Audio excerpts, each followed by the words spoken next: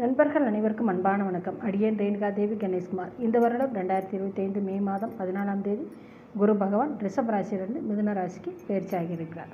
உங்கள் பூர்வ புண்ணியஸ்தானத்துக்கு குரு பகவான் வரார். அதாவது உங்கள் ராசியை பார்க்க போகிறார். உங்கள் ராசியிலேருந்து 9ஆம் இடமான பாக்கியஸ்தானத்தையுமே பார்க்குறார். 11ஆம் இடத்தையுமே பார்க்குறார். குரு பகவான் பார்வை பெறும் இடங்கள் மேன்மையடையும், சிறப்படையும். தந்தை மற்றும் தந்தை வழி உறவினர்களால் லாபமேன்மை உண்டு, நன்மை உண்டு. கோயில் குளங்கள்ட்டு போயிட்டு வருவீங்க, தான தர்மங்கள் மேற்கொள்வீங்க.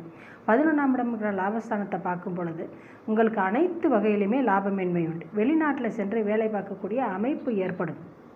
உங்கள் ராசியை குரு பகவான் பார்க்குறதுனால உங்கள் நிலை உயரும், கீர்த்தி உண்டாகும். உங்களுக்கு வேலைனாலும் சரி, நீங்கள் பார்க்குற தொழில்னாலும் சரி, அனைத்துமே முன்னேற்ற பாதையில் போகும். உங்கள் லாபஸ்தானத்தையும் பார்த்து உங்கள் ராசியையும் குரு பகவான் பார்க்குறதுனால மிக்க மேன்மையான பலன்கள் உண்டு. இந்த வருஷம் ஜென்மச்சனியுமே விலகுது. இந்த மார்ச் மாதம் சனி பயிற்சி இருக்குது. அதனால் உங்கள் ஜென்மச்சனி விலகுது.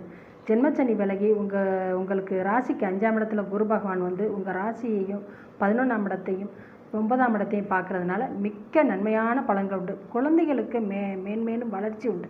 உங்கள் குழந்தைகளால் நன்மை, உங்கள் குழந்தைகளுக்கு நன்மை. அதனால் மிக்க மகிழ்ச்சி, மன மகிழ்ச்சி அடைவீங்க. கும்பராசி நண்பர்கள் பற்ற கஷ்டம் எல்லாமே தீர்ந்தது. இனிமேல் ரொம்ப நல்ல நேரம்தான். இருக்க ரொம்ப சந்தோஷம், ரொம்ப நன்மை அடைய போகிறீங்க. நன்றி நண்பர்களே, மிக்க நன்றி.